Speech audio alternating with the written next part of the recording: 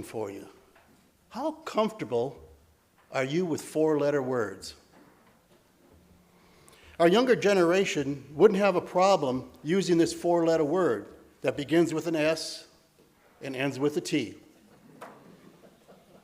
But I feel the gray hairs in this audience and the older generation are a little apprehensive sometimes about hearing this word. And I'd like to tell you, earlier in my life, didn't bother me a bit. I said it without any feeling at all. But now, I kind of cringe when I hear the word. If not, at least my wife cringes and pokes me. Do these four-letter words upset you? Well, they should.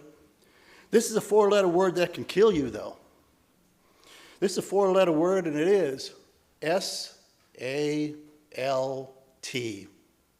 Salt. And for you scientists, you science buffs, NaCl. Make you all feel at home. The younger generation doesn't think much about eating a bag of salty potato chips or salting their French fries and dipping them in salty ketchup. But as we get older, as we mature, salt has a problem for us. We think twice about the amount of sodium that's in our foods that we eat, and because it has adverse effects on us. Too much or too little of this four-letter word salt can kill us. My doctor reminded me of watching my sugar intake and my salt intake, and I do when I place it on a fork and I watch it and I put it in my mouth. But seriously, how much sugar and salt do we need? How much is too much? In a Harvard Medical Journal, they estimated that we need about 500 milligrams of sodium daily for vital body functions. Too much sodium in the diet leads to high blood pressure, heart disease, and stroke. And I can agree with all of those things that I've seen them. I don't know where they came from. I'm sure my diet is excellent. It can also cause calcium loss, some of which can be pulled from your bones. So it can have devastating health effects on each and every one of us. In the Harvard Medical School, there's an article entitled, "The Salt in Circulation." To a chemist, salt is what you get when you have a positive and a negative ion enter each other's orbit.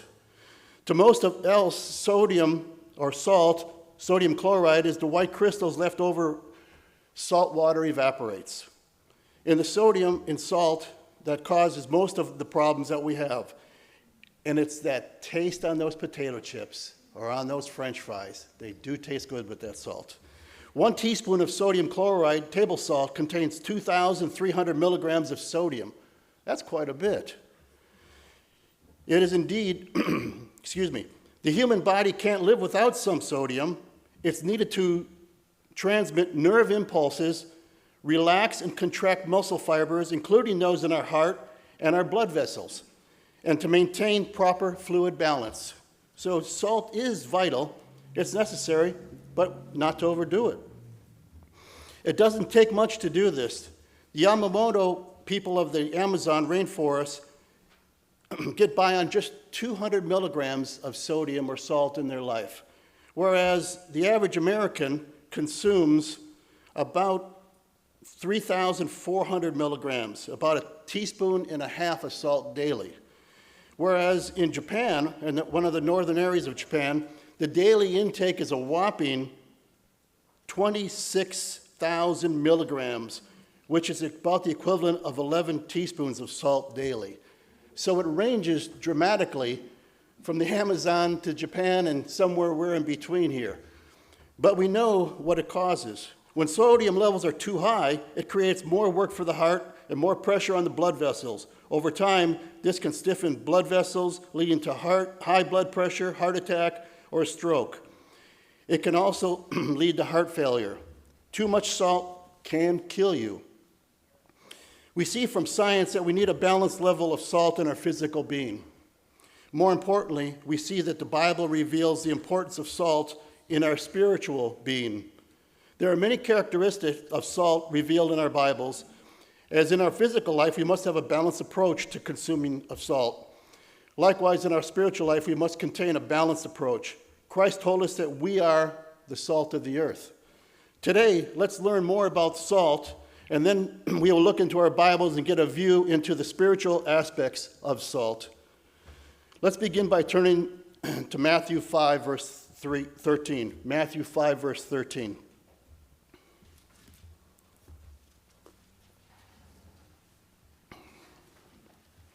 Matthew 5 and verse 13 states this: "You are the salt of the earth." Now, that's quite an amazing thought right there. We are the salt of the earth. In our minds, we think, salt of the earth. What is that all about? Well, let's go through the Bible and look at that and find out what that means. But if it loses its salt flavor, how can it be seasoned? That's kind of a redundant question. How can it be seasoned once it's salt? Well, salt never changes its chemical balance. But if it becomes tainted, it becomes worthless. If then it's good for nothing to be thrown and trampled underfoot by men. Now, Christ knew and understood, and so did the disciples, because they lived in that region. They probably walked along the Dead Sea and saw the clay pots that were evaporating salt from the Dead Sea, and they understood the value of salt, because salt was a commodity, like gold is now, or Bitcoin is now, understood by people, the worth and the value. Salt back then was a very valuable commodity, and it was traded heavily, and as we'll come to see, there was quite a remarkable roadway invented by the Romans to transport salt. As we read this verse, we're reminded of our responsibility to ourselves. By telling us we are the salt of the earth, we continue to see the historical importance of salt to the world and our responsibility to those we touch, those that are around us, and give favor to the world around us. He directs that we need to maintain our purity. If we do not, we'll be worthless and discarded. Before we dig deeper into our Bible, I'd like to give you some historical uses for salt and how important it has been to many nations. Trade routes were established based on the procurement of salt for consumption and for profit. The Roman roads were often referred to as the salt roads. Salt was used as a currency in ancient Rome, and the roots of the words soldier or salary can be traced to Latin words related to giving or receiving salt. During the Middle Ages, salt was transported along roads, especially for that purpose.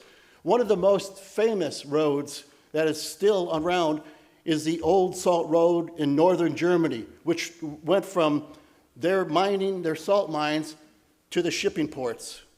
Salt was used as a religious offering in valuable trade between the Phoenicians and the Mediterranean Empire. Salt and history have been intertwined for millennia, with the great importance placed on salt by many different cultures. Even today, the history of salt touches our daily lives. The word salary was derived from the word salt. Salt is highly valued in its production and legally restricted in ancient times, so it was historically used as a method for trade and for currency.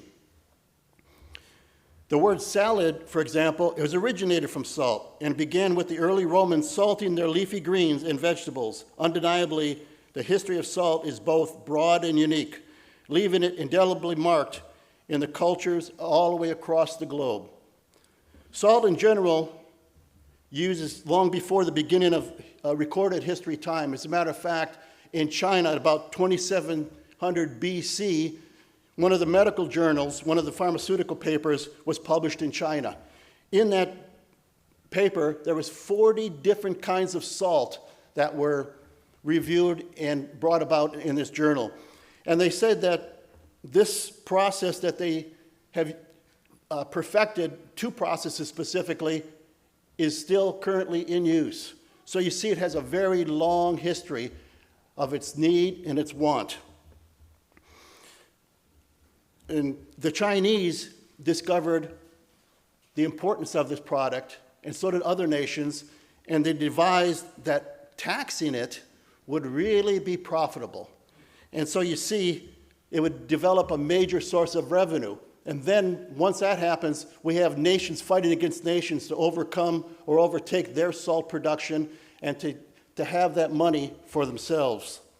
Salt was also imported as a trading commodity by explorers who went across the various regions. They would carry it with them and use it as trading. Salt was critical of importance economically. Prior to industrialization and changing of the need for salt, it was extremely expensive and labor-intensive to harvest. Mass quantities of salt necessary for food preservation and seasoning. This made salt extremely valuable commodity. Entire economies were based on salt production and trade. You think about the changes that happened since the advent of electricity and since the advent of refrigeration that changed salt. But yet, salt is still very valuable as an economy in many countries, and even in this country, surprisingly. Salt production has played a significant role in early America. The Massachusetts Bay Colony held the first patent to produce salt in the colonies and continued to produce salt for nearly 200 years. The Erie Canal was opened primarily to make salt transportation easier, and during the Civil War, the Union captured significant Confederate salt works and created a temporary salt shortage in the Confederate states. It continues to be important to the economies of many states, including Ohio, Louisiana, and Texas to this day. Aside from the economies, from the economics, salt is a cultural and religious significance. It has long been used in the Shintoism to purify things, and Buddhists use it to salt and repel evil. In Judeo-Christian tradition, salt was used to purify people and objects in an offering and to seal a covenant. There are numerous references in the Old Testament and the New Testament to the use of salt. One of the most famous lines in the Bible is Lot's wife. She was turned into a pillar of salt. In Genesis, disobeying God's commands. A rock salt pillar that stands today on the Mount of Sodom and known as Lot's wife. There are lots of sayings related to the use of salt. You've probably heard them, some of these idioms that come out. Someone who's said, "You are the salt of the earth." That is a dependable, unpretentious person.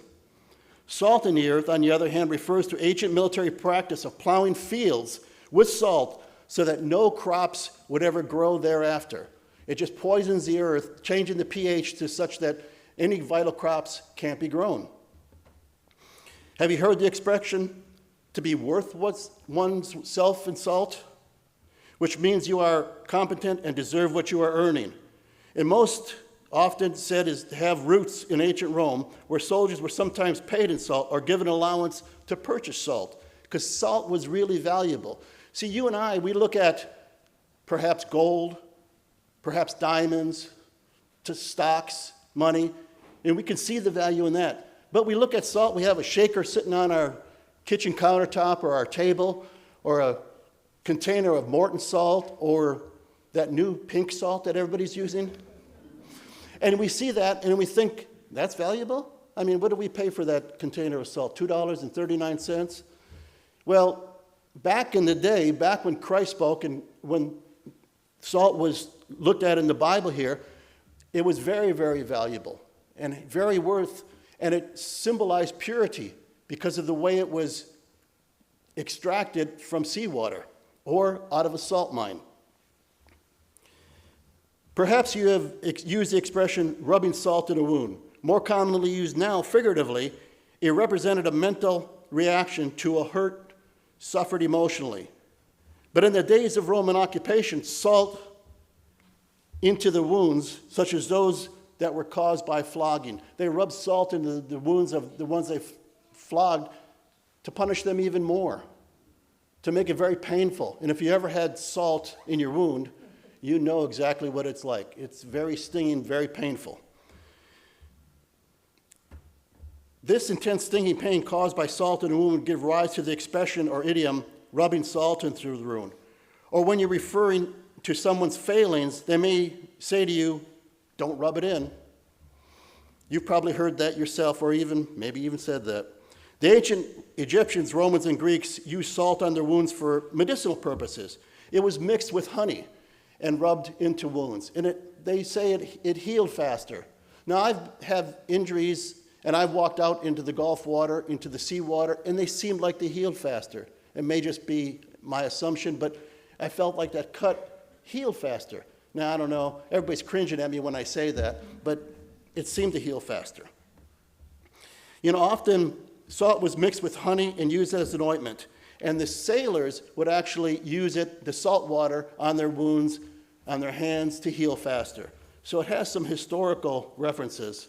Too much salt can kill us, as I mentioned, and you can die from heart failure. Conquered lands can be laid waste by salt in the fields and making them not inhabitable for growing anything. But in this day and time, we have a vivid example of a high salt content. It's called the Dead Sea. Now, the Dead Sea lies in such an area that the disciples were familiar with, that Christ was familiar with. They saw the clay pots that were drying out the seawater, and what was left was salt. And that seawater that's in the Dead Sea is very, very concentrated. It's 33.7%, and that's 8.6 times saltier than any ocean, which is about 3 to 5% salt, a regular ocean. So you see that on the stone's water edge of the Dead Sea, you'll see that the rocks are crusted with crystals of salt from the salt spray, or from the water spray hitting them and drying on them, and it just leaves everything in a crusty salt format. And Mr. Jack Miller had talked a few months ago, and we talked about the Dead Sea, and he actually went out into the Dead Sea and floated out there, and he said it's just unbelievable how buoyant you are. Salt has that tendency to do that, and that Dead Sea is very, very salty. Well, enough of the history.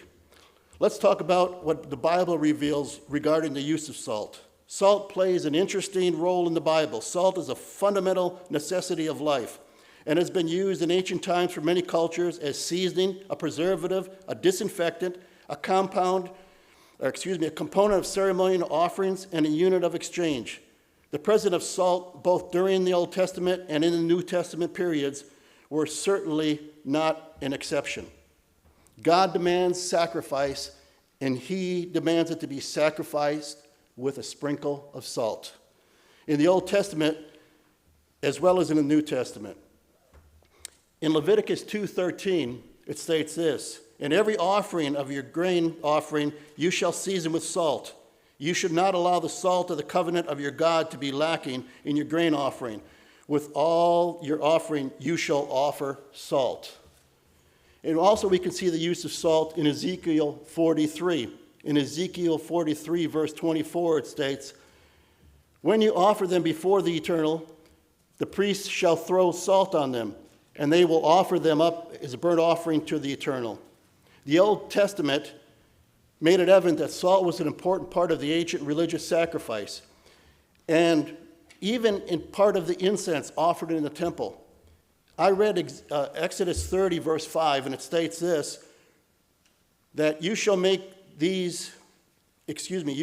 of these an incense, a compound according to the art of the perfumer, salted, pure, and holy.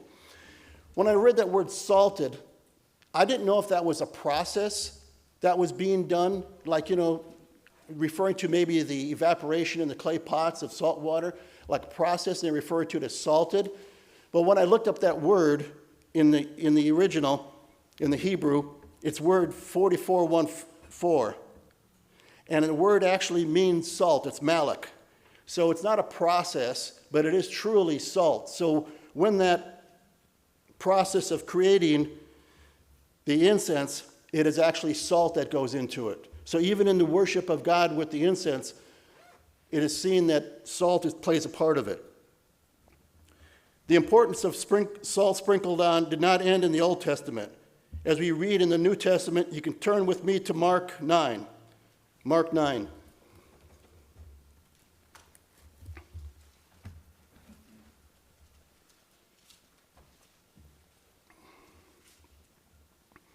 Mark 9, and we're starting verse 49. "For everyone will be seasoned with fire, and every sacrifice will be seasoned with salt. Salt is good, but if it loses flavor, how will you season it? Have salt in yourselves and have peace with one another. Our Bibles reveal to us that we are to be seasoned with salt. We are a sacrifice to the Father. We take our part and we follow what is being done in the past in the Old Testament and what Mark is referring to here in the New Testament, to be seasoned with salt. And the salt is the Word of God. We can't just go out into the world with no understanding. If we do, it'll be worthless salt, the understanding that we get from the world. But with our Bibles, with our understanding in the Spirit of God, we have been salted with godly spirit. We have been given the opportunity to know God, and we transmit that to the people around us. Just as salt adds flavor to whatever you sprinkle it on, we add salt to the individuals around us. They know we're different. They see we're different. They hear our words are different. And we're always ready to give an answer. And so they see that. They understand that. They know that we are different. It's because of God's calling. It's because of the salt that God has sprinkled on us. From our Bibles, we see the importance of various aspects of the use of salt, not only in sacrifice, but in these aspects. You heard of the covenant of salt. In the second book of Chronicles, 2 Chronicles 13, verses 5 and 6, you should know that I am the Lord eternal of Israel that gave dominion over all Israel to David forever, to him and his sons, a covenant of salt. Salt is perpetual. Salt never degrades from salt unless it's mixed or contaminated, but then it's still NaCl. It is still sodium chloride. So salt is a perpetual and forever event. That covenant of salt with the Davidic priesthood will last forever. God's covenant with the Davidic kings of Israel also described as the covenant of salt, according to the New Oxford Annotated Bible.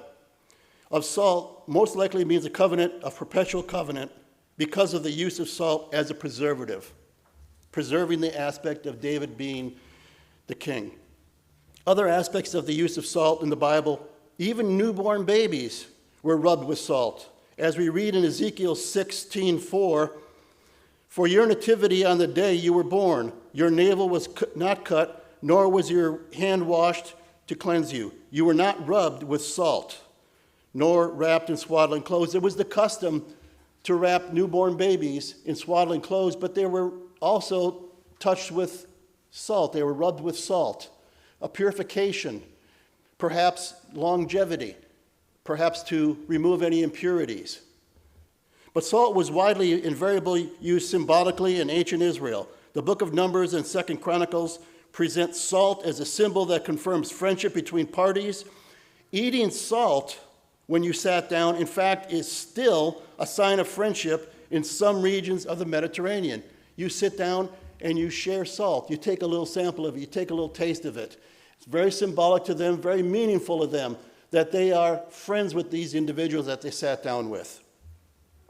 In the Bible, there's a metaphor for no man's land, a land covered with salt, a desolate land in which nothing grows. To turn to Jeremiah 17, verse 6. Jeremiah 17, verse 6.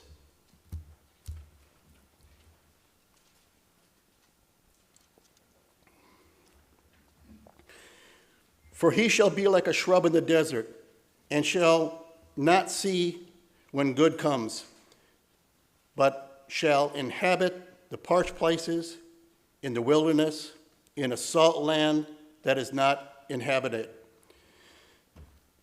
Land can be spoiled by salt.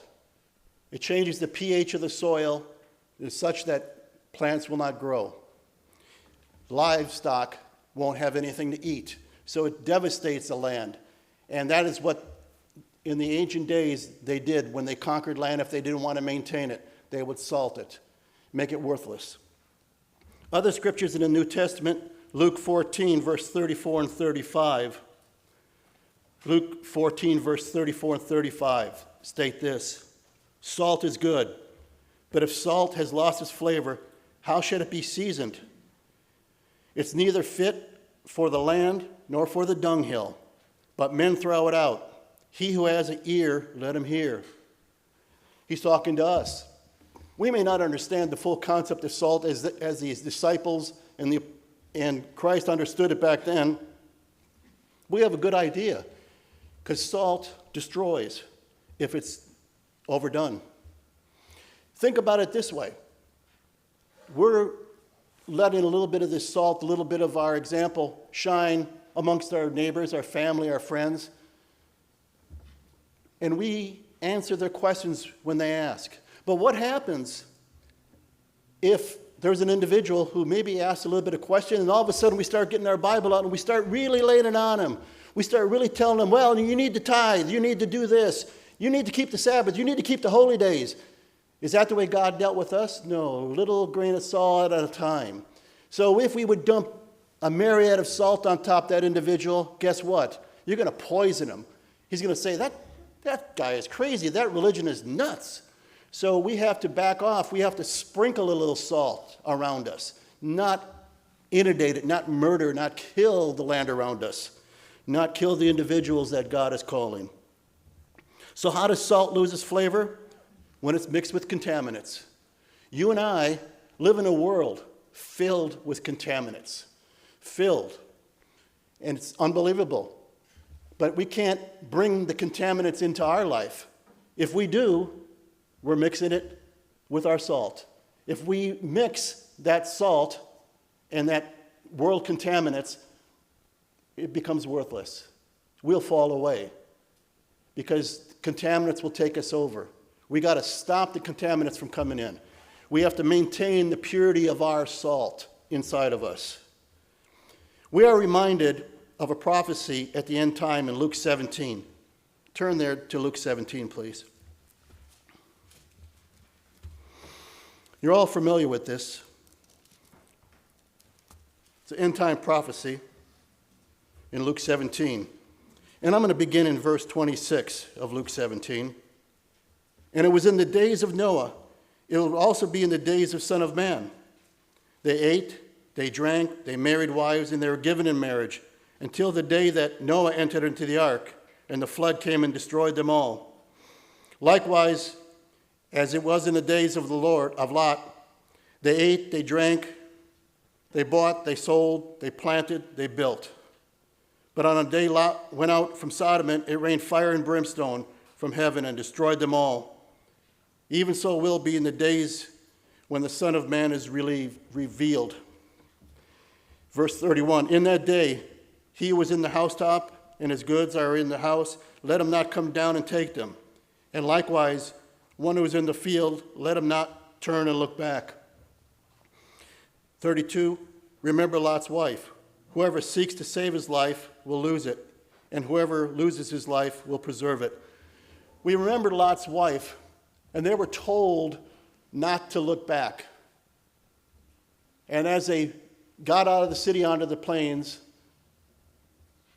and were being rushed by angels and God to get out of that area, to leave before the hail and brimstone destroyed that city,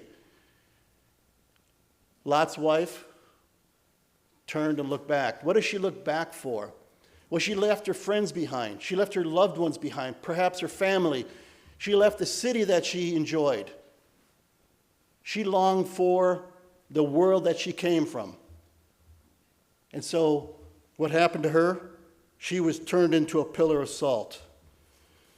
And that pillar of salt still stands as a reminder to us that we can't look back. We can't decide if we love one foot in the world and one foot in the religion, in God's church. We can't do that. We have to be firmly standing in God's understanding, firmly standing away from the world.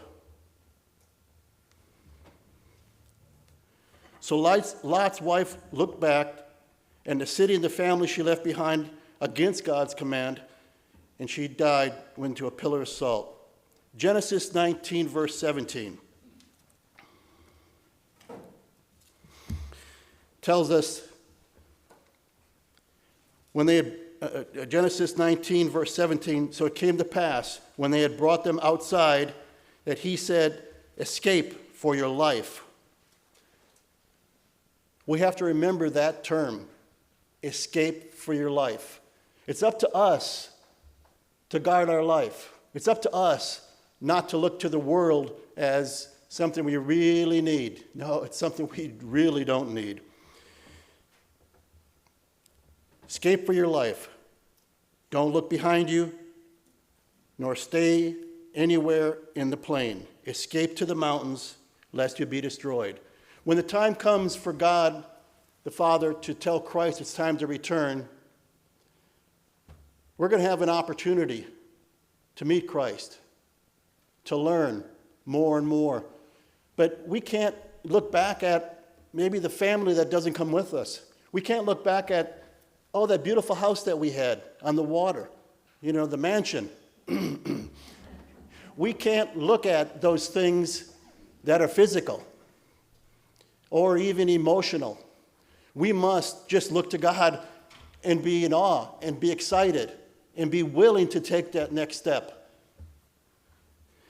What about now? Right now, today. Freeze your life and look at your life. Look at what you're doing. Look at what you've done this past week, this past month. Do you meet the expectations of Jesus Christ, of the Father? Freeze yourself in your position now. Are you devoted to God? Are you excited for Christ's return? Are you aligning yourself in study, in prayer, and fasting, and meditation to be a part of the kingdom of God? Would you feel that your salt was a flavor enhancer to those around you as you look back around you now? Would you feel that your salt was a flavor enhancer to those around you? Or is your salt mixed with becoming worthless? Is it becoming contaminated because you're too involved with the world around us? You don't know the day or the time that Christ return. We will look back at this world and long for Lot's wife like she did, this world? I don't think so. I can't imagine us, any of us here, longing for whatever we have in the world today. It's worthless. It's the contaminant compared to the Spirit of God. We need to keep salt that God has sprinkled on us, keep it pure, bring the right flavor to the world around us, not mixing it with God's Spirit and tainting our salt to discard it and be thrown down and trampled underfoot. We are an offering to the Father. Just as the offering was salted in the temple, we have been salted. We need to keep ourselves pure. Now, are we the salt being sprinkled on the inhabitants of this earth? Are we allowing them to see a little bit of what God's church is about what the life with Christ would be like? Are we showing them the best examples? That little bit of salt that God's Spirit has sprinkled on us? We read in Leviticus and Ezekiel how it was sprinkled on the offerings. And God said it would be done that way. In our lives, it has to be done that way. We are to remain pure. Colossians 4. Turn with me to Colossians 4, please.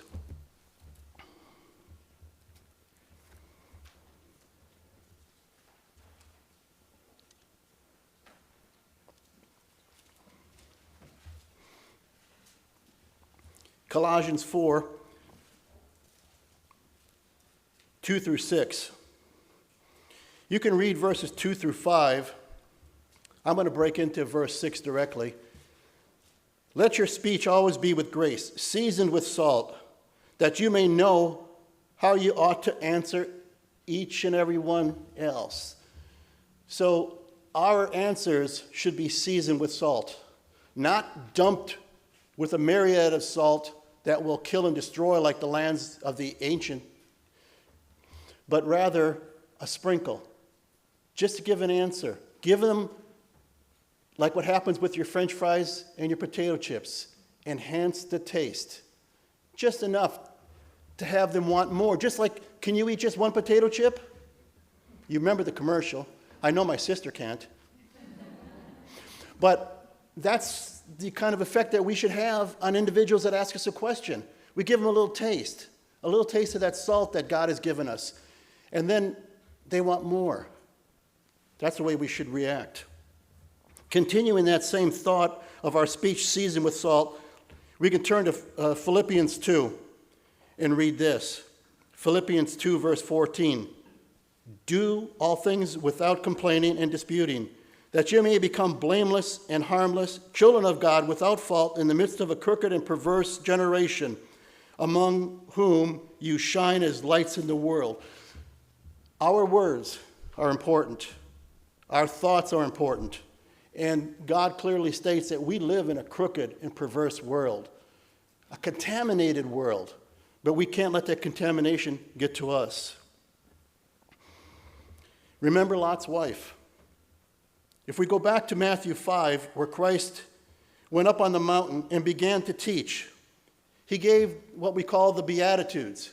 In the first 8 verses, there are verses, 3 through 9, we see the verses that reflect, blessed are the poor in spirit, for theirs is the kingdom of heaven. Blessed are the meek, for they shall inherit the earth, and so on and so on. Then we get down to verse 10, and all of a sudden there's a change. Blessed are those who are persecuted. Whoa, did I sign up for that? Yeah, we did. For the righteous sake, for theirs is the kingdom of heaven. Blessed are you that revile and persecute you. Blessed are you when they revile and persecute you, and say all kinds of evil against you or falsely for my name's sake. Rejoice and be exceedingly glad, for great is your reward in heaven. For so they persecuted the prophets who were before you. You know, the next verse is the one that really kind of throws me a little bit. Okay? And it may throw some of us. And if I come up to you and say, you are the salt of the earth, you look at me and you go like, what? You know, if I said that to any one of you, you may understand this, but if you say that to anyone else out in the world, you are the salt of the earth, they look at you and think, man, he's a little loose. What is he talking about? What is my arms? Or am I crying? He's the salt? I don't know. I don't understand. Wouldn't you think that it's a little strange? But if I said to you, you're golden. You're like a diamond. You are like a superstar. That may strike a better chord with most individuals because they don't understand the value of salt. We understand the value of salt. The disciples understood the value of salt because they saw it happening. They knew what it meant to be sprinkled with salt. They saw the Dead Sea water taken out and put into clay pots and evaporated, and that salt that was pure, it became priceless. It became a commodity. It became warfare between nations that wanted more of it. It became value as money, value as gold. It was remarkable. The disciples understood what verse 13 meant. You are the salt of the earth. But if it loses flavor, how should it be seasoned? Then it's good for nothing but to be thrown and trampled underfoot by men. They understood that. We understand that verse. You are the light of the world, verse 14. A city that is set on a hill cannot be hidden, nor the light a lamp and put under a basket, but a lampstand, and it gives light to all around the house. Let your light shine before men, that they may see your good works and glorify your Father in heaven. Being a light in this world is a result of God's Spirit, is a result of God's calling, of Him sprinkling salt on us, giving us the ability to know His word here. He's opened our mind. He's opened our heart. And we need to be that light in the world. We need to let our light shine. Actually, God's light shine. It's not us, certainly. Because if you think about who you were before God called, I was not a light. And so now we have the opportunity to let our light shine, to let the people around us ask the question, sprinkle a little salt on them, a little light, guide them, direct them. We understand the verses 14 through 16, and we need to illuminate the world. Those that know us, those that see us, those that talk to us. Be prepared to give an answer. The Spirit of God has given us. He salted us. He sprinkled it on us. The sacrifice that God, the Father, creates, a light for us to be in the world. Keeping salt pure, not contaminated with the evils of the world. Do we hide our light, or do we let it shine? Let God's light shine. God has given knowledge to us, very, very important knowledge. Do we let it shine for others to see, not boasting in our glory, but rather giving glory to God and the praise to God the giver? For God has not given us a spirit of fear or timidity, but of power and of love and of a sound mind. 2 Timothy 1, verse 7. I want you to do this. I want you to turn your rheostat up, your dimmer in your life. Turn it up. I want you to be bright. I want you to be that image to others that know you are different. Let them ask why. Be ready to give them an answer. Because this world is getting darker. Day by day, we see it in everything we hear on the news, everything you see on TV, everything you read in the news. The world is getting darker. We have to be that light in the world, and we will. So, in the future, if I walk up to you and say to you, you're an old salt, it's not out of disrespect, but rather it's a way to tell you, I know your light is shining, and you are providing savory season to the world you contact. As salt is added to the sacrifice that were offered to God, be the salt of the world, season those around us.